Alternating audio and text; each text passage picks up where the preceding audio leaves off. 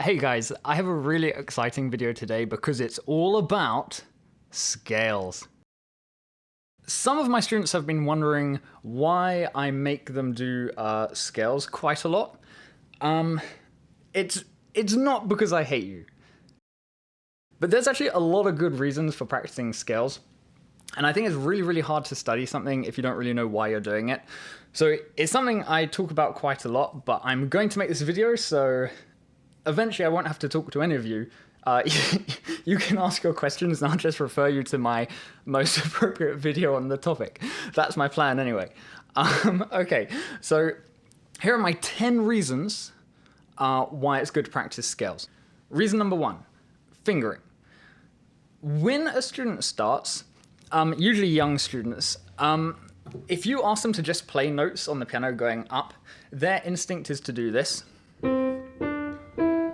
They'll use one finger, and it's the easiest way to do it. So practicing scales is just a way to kind of ease you into that whole concept of using all your fingers. Believe it or not, using all your fingers is actually a good idea. So then we might get something kind of like, they'll sort of go 1, 2, 3, 4, 5, thumb. Turns out that's not the most efficient way of doing it. So the scales teach us the very basics of fingering. 1, 2, 3, 1, 2, 3, 4. That's the most efficient way of playing most of the scales. So then when you actually come to looking at your music, music's basically just made up of scales and arpeggios and broken chords, etc. And you'll start to recognize those, so you'll instinctively start to use the right fingering in places. Number 2, as well as teaching you the fingering that you should be using for playing various phrases of music, practicing scales also gives you the kind of mobility to do that, the muscle memory. So doing this, it becomes really easy, but it doesn't start out easy. So if you have a piece of music, say, you know, the famous, you know, that Mozart, that is just a scale sort of running up and down. If you were to encounter that in your practice and you've practiced your scales, then you don't have to, you know, you actually don't really have to practice it. You've already got that mobility and muscle memory to make those movements. So that's extremely helpful since you're going to encounter a lot of scales in the music you play. Number 3. So 3 is really straightforward. 3 is just about building up strength. Now, honestly, playing anything will start to build up your strength, especially when you're young, because, you know, any exercise for your hands is like pretty beneficial. But I think the thing about building strength with pieces of music, if you're playing something very delicate,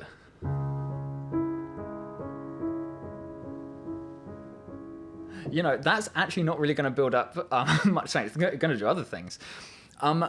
And it's not very pleasant to practice those kind of like, that just kills it. Like, no one really wants to do that. So the scales are a nice way to, ignoring sort of like good technique for a moment. If we're practicing scales just to build up strength, you can sort of play like a,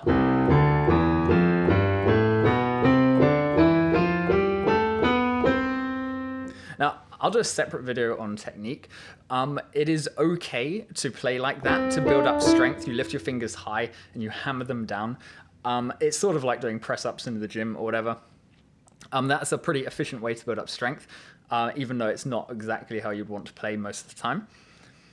And that is kind of connected to number 4.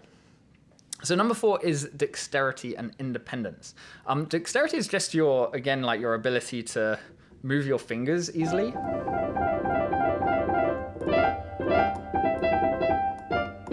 That's dexterity.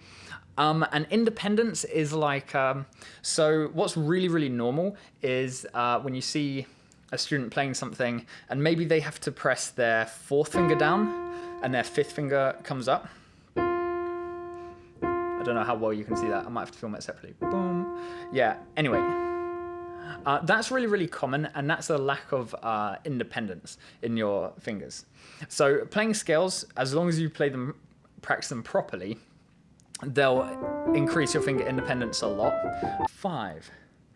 Now, number 5 is not the most exciting one. Number 5 is scales teach you about key signatures. So you start with C major, that has no black notes. You go to G major, that has F sharp. You go to F major, that has B flat. It's just one sharp, one flat.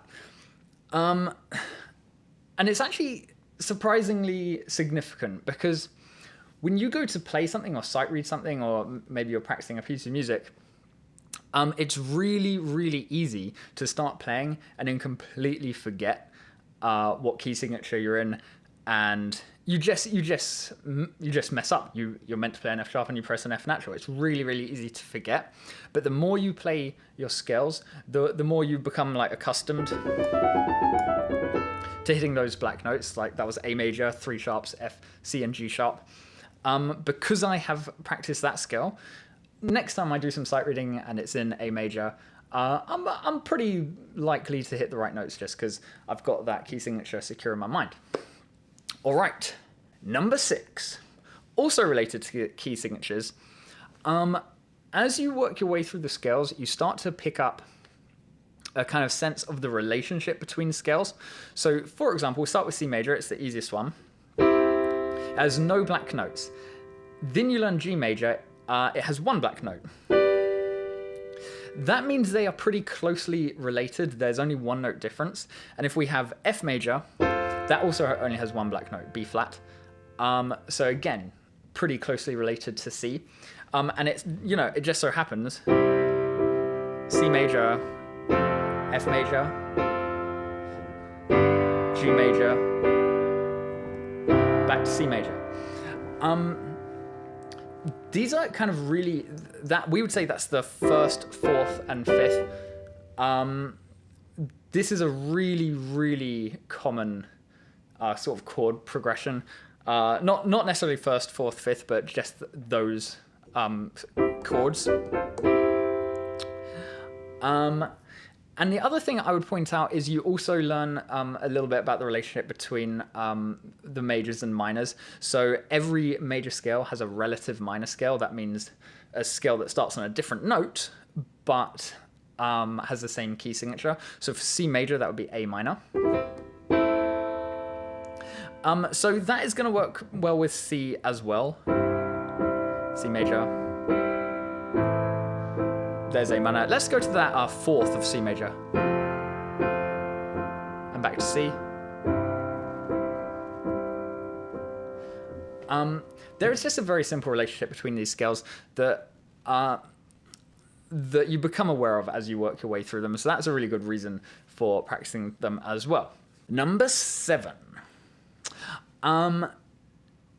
They give you a nice foundation for your music theory. Music theory is generally taught a little bit separately. I'm always trying to juggle both in my lessons, but the scales give you like a good starting place to understand your theory. So for example, you learn about degrees of a scale, and that is just C would be the 1st degree of C major, D would be the 2nd degree of C major, E would be the 3rd degree of C major, and so on and so forth. That's pretty standard. But it's also that the you build arpeggios and chords on the scales as well. So if you learned that the 1st, 3rd, and 5th note of a scale makes just the simple triad of that scale, well, then you can easily do that for any scale that you've learnt. And the same with arpeggios. That was pretty bad. But it's the same kind of thing. They're built on the arpeggios are built on the scales as well. Number 8, relative pitch. Now this one kind of sneaks in there. I never used to think about it, but it's something that just kind of builds up over time for me. And that is, as you get used to how the major scale sounds, you don't really need to be able to sing particularly well. I can't sing, but you become very familiar with how that sounds. So you start being able to kind of semi-instinctively recognize intervals between notes. An interval between notes is just the distance between 2 notes. And that is really, really helpful for composing and improvising, possibly even sight reading, because you kind of, as you're reading the music, you're kind of anticipating how it's going to sound. So relative pitch is really, really useful.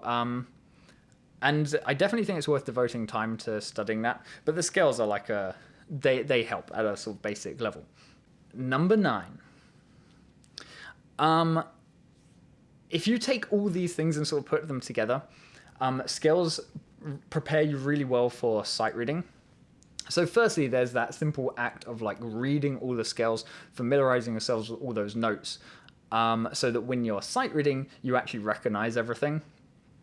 But, you know, so many things here, like understanding the key signatures. It means you're less likely to slip up when you're sight reading, giving you that dexterity and strength, having an understanding of fingering. All these things ultimately build into your sight reading ability. Now, sight reading, I really enjoy it, but a lot of my students struggle because initially it's hard to get a good sound out of something. Like, you're playing a piece from Star Wars, but you have to play it so slowly with so many mistakes that it's not really particularly rewarding, but you'll get there. And one of the ways you'll get there is by practicing your scales. They will prepare you. All right, and lastly, my 10th point is that scales are really, really, really good for training your technique. Now, I have to say, this only works if you practice properly.